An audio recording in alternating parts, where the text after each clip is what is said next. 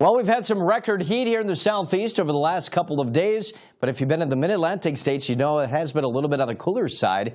We've had some of that cooler air kind of trapped along the coast, but spotty storms will be possible off to the north over the next few days. Yesterday's high temps in Hatteras and Wilmington only in the 60s, but you head farther south and to the west, you can see some 80s and even some 90s showing up. Mobile, Alabama topping out at a record high yesterday of 91, and that was 8 degrees above average. With the cooler air again along the coast, we were about 5 to 10 degrees below average in Hatteras and Wilmington. We also had some pretty decent rain at Key West yesterday. It was 9/10 of an inch with some of the showers and storms that developed there. Speaking of which, again, better chance of any thunderstorms off to the north and maybe even some severe weather into the Ohio Valley. It turns into a marginal threat on Thursday across the mid-Atlantic states. A couple of general thunderstorms maybe into the northern Gulf Coast states on Thursday and once again here on Friday. So not a terrible amount of widespread heavy rain is expected anytime soon. But again, you can see that the unsettled weather will stay mainly off to the north into the Ohio and Tennessee Valley,